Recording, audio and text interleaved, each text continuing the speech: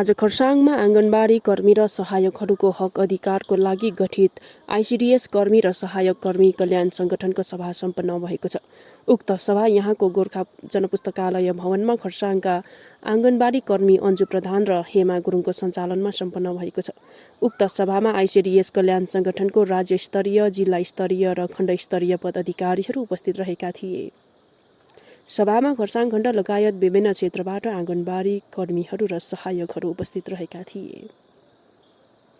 सभामा मुख्य वक्ताको रूपमा बोल्दै आँगनबाडी कल्याण संगठनका राज्य सभापति अञ्जन मण्डलले सरकारी कर्मचारीहरूले सरकारबाट सबै सहुलियतहरू र वेतन राम्रोसँग पाइरहेका छैनन्, तर आइसिडिएस कर्मी र सहायक कर्मीहरूले सरकारबाट भनेको जस्तो केही पाएका छैनन् र नै हामीले यो संगठन बनाएर कार्य गरिरहेको बताएका छन्।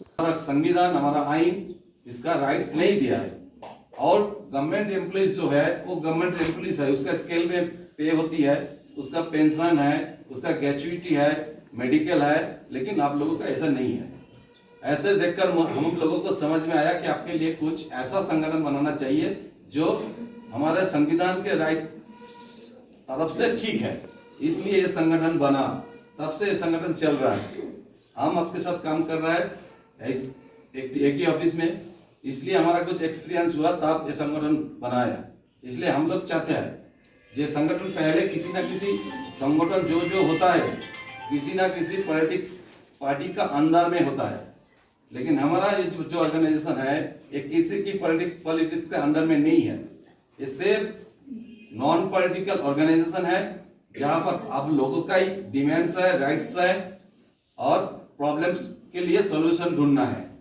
लेकिन जिस रास्ते से जना है किसी भी संगठन उस रास्ते में नहीं गया जहाँ जाना चाहिए था। पहले आपका जो डिमांड्स है, राइट्स है, वो पहले लेकर जाना चाहिए था।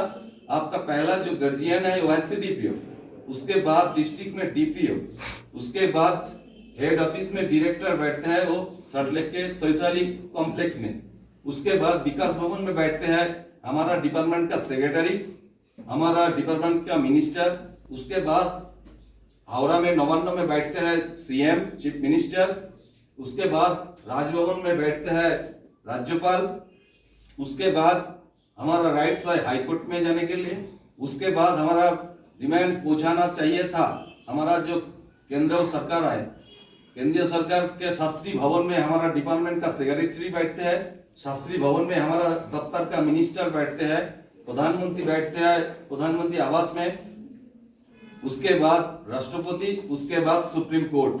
ऐसे हमारा डिमांड पहुंचना चाहिए था। लेकिन पहले जो संगठन चल रहा था आपका कैसे चल रहा था मुझे मालूम नहीं। हमारे बोलने के बाद आप लोग जब बोलेंगे तब पता चलेगा कि आपका यहाँ का संगठन कैसे चल रहा था।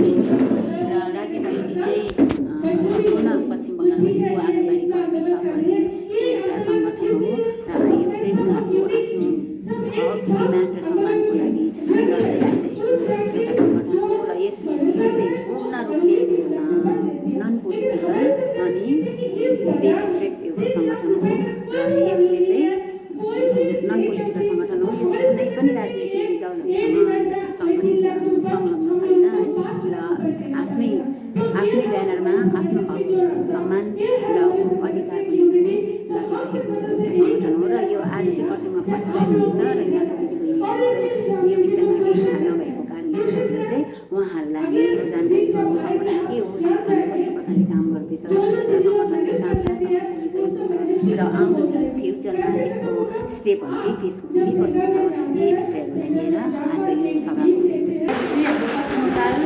कर्मी सहकर्मी कल्याण संगठन